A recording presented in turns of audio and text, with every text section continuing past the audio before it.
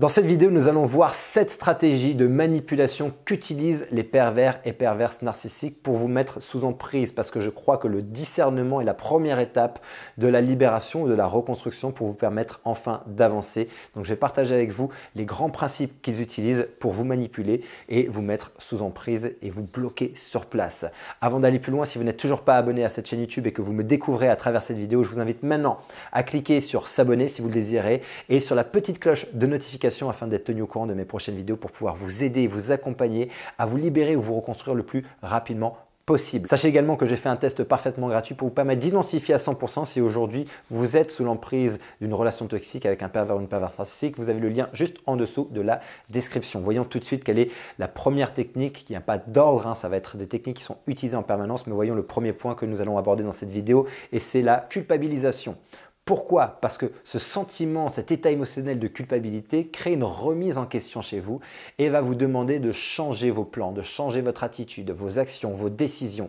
Et vous allez au fur et à mesure perdre le contrôle sur votre vie parce qu'à chaque fois qu'ils vont créer la culpabilité chez vous, vous allez vous sentir coupable, redevable et vous allez croire que vous êtes la mauvaise personne. Vous allez en fait à chaque fois vous remettre en question et pousser trop loin, vous allez basculer dans la dépersonnalisation. Mais la culpabilité est un outil et une arme de manipulation massive largement utilisée par les pervers et perverses narcissiques. Je vais vous donner un exemple très simple. Imaginons que vous aviez programmé de voir des amis ou votre famille et que cette personne va créer de la culpabilité chez vous en disant « mais je pensais que ce soir on devait passer la soirée juste tous les deux, j'avais hâte de passer ce moment juste ensemble, je ne comprends pas pourquoi est-ce qu'à chaque fois tu vas voir tes amis et ta famille, est-ce que je ne suis pas important pour toi ?»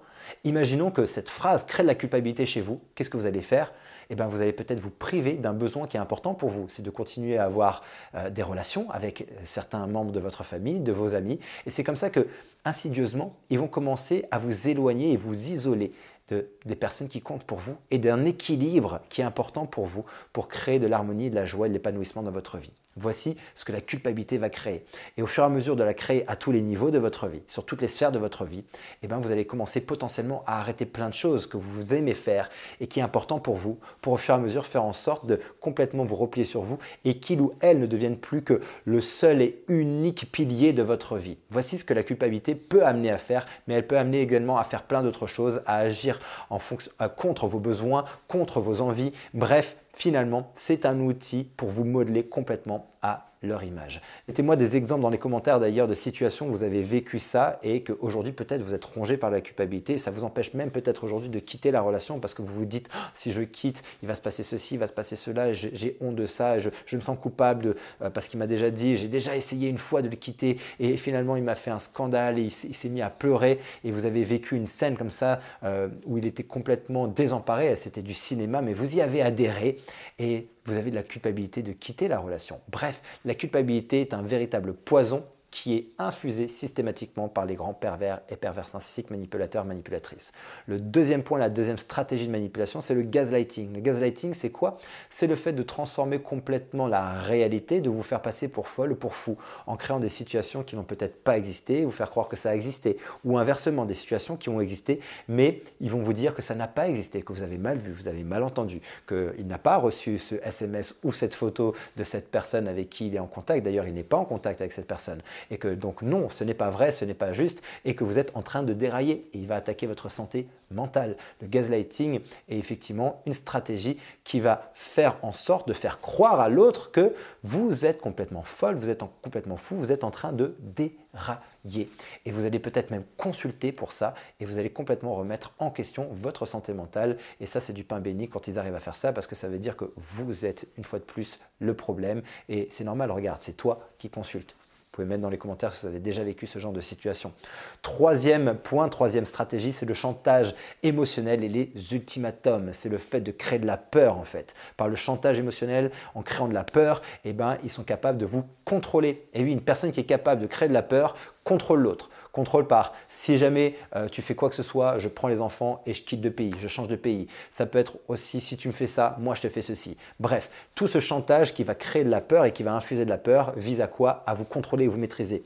Un individu qui vit de la peur au quotidien, qui vit de la culpabilité au quotidien, qui vit du doute et de l'incertitude au quotidien, c'est un individu qui a perdu tout son pouvoir personnel, sur sa capacité de prendre des décisions et d'agir, et donc va rester bloqué sur place et va rester bloqué dans la relation. Vous devez donc transformer ça. D'ailleurs, si aujourd'hui vous voulez aller plus loin et que vous avez besoin de reprendre le contrôle sur votre vie, de reprendre le contrôle sur vos émotions, sur vos processus de pensée, de retrouver votre confiance en vous, bref, d'agir pour vous libérer et vous reconstruire, j'ai alloué ces prochains jours quelques créneaux pour vous permettre d'avoir une session de diagnostic au téléphone où on fera le point ensemble sur votre situation et je vous expliquerai le moyen le plus rapide et le plus efficace que j'ai créé aujourd'hui pour vous permettre d'avoir ce résultat et de véritablement vivre une renaissance, à savoir vous libérer ou vous reconstruire. Vous avez le lien juste en dessous dans la description de cette vidéo. Il suffit de cliquer dessus. Vous êtes redirigé vers mon agenda, vous prenez rendez-vous et je vous appelle. Le quatrième point, la quatrième stratégie, c'est une communication floue. Les pervers narcissiques utilisent toujours une communication floue. C'est jamais ni noir ni blanc, c'est toujours entre les deux. Pourquoi? Parce que ça leur permet de retourner leur veste en permanence dès qu'ils en ont besoin. Ça veut dire que tout le temps, ils vont pouvoir transformer la réalité. Tout le temps, ils vont pouvoir dire une fois de plus, ça rejoint un peu le point du gaslighting, que ce n'est pas ce qu'ils ont dit, ce n'est pas ce qu'ils ont fait et vous allez être perdu là-dedans. L'objectif, une fois de plus, c'est de vous faire perdre vos repères pour vous amener à vous contrôler, vous maîtriser. Comprenez qu'à chaque fois, l'enjeu d'une relation toxique, c'est la domination de l'autre. Il cherche à vous dominer, il cherche à vous contrôler, il cherche à vous maîtriser et par-dessus tout, lorsqu'on est face à un pervers ou une perverse narcissique, ils cherchent à vous détruire consciemment, ils vont prendre leur plaisir à cet endroit-là. Ensuite, nous avons en cinquième point la dévalorisation et la critique constante.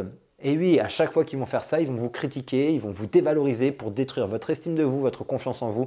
Et ça, c'est un point de manipulation énorme parce qu'à partir du moment où une personne est complètement détruite dans son estime d'elle-même, dans sa confiance en elle, une fois de plus, elle ne peut plus agir, elle n'arrive plus à agir, elle doute complètement, elle est dans un flou permanent et dans une incertitude permanente et donc elle reste sur place. Elle reste dans la toile, dans le filet que le pervers ou la perverse narcissique a érigé autour d'elle pour la maintenir dans cette situation. Mettez-moi ça dans les commentaires si vous avez déjà vécu ce genre de situation.